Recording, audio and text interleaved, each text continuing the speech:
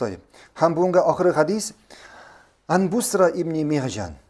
Busra ibn Mihjan haber etti an abihi Mihjan uzunun etisinden ennehu kana fi meclisi ma'a Resulullah sallallahu aleyhi ve sellem feezzene bis salati fekama Resulullah sallallahu aleyhi ve sellem fesalla. Mihjan bir vakit Peygamberimiz bilen bir mecliste oturarlar. Allah'ın ilçesi bilen bir mecliste oturarlar, birge oturarlar. Hem şunda namazga azan ayteler. Namazga azan ayter hem Peygamberimiz sallallahu aleyhi ve sellem turup namaz okuyor sahabeler bilen. Turup namaz okuyor lakin Mihjan okumay. Ornunda oturup kala. Ornunda oturup kala.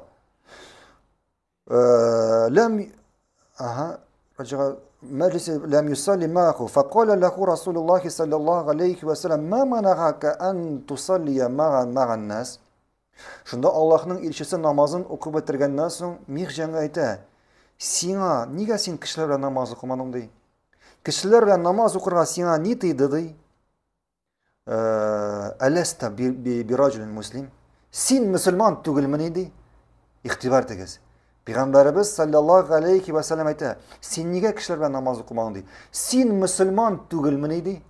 Bu sizlerden nindi fayda alabız? Demek namaz okumayan kişi nerse? Namaz oku ol Müslümanların sıfatı. Namaz okuma kimlerin sıfatı? Müslüman bulmayan kişilerin sıfatı. Müslüman bulmayan kişilerin sıfatı.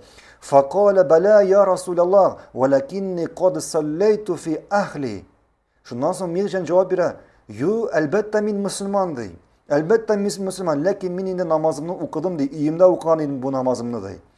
فقال له رسول الله صلى الله عليه وسلم إذا جئت فصل مع الناس وإن كنت قد صليت.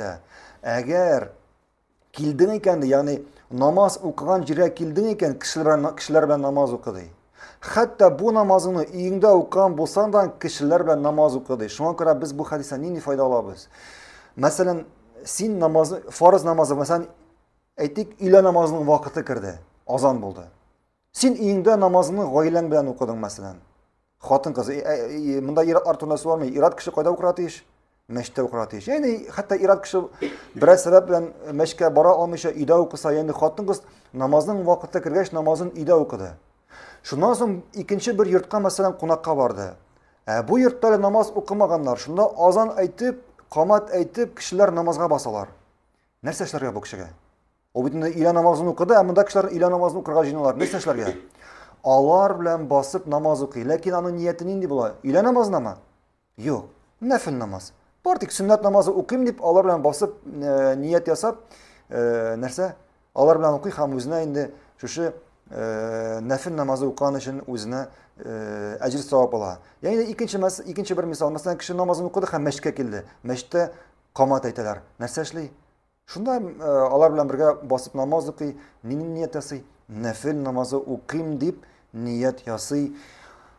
Allahu alem hamide. Bugün şu uğruna tutalırız inşallah.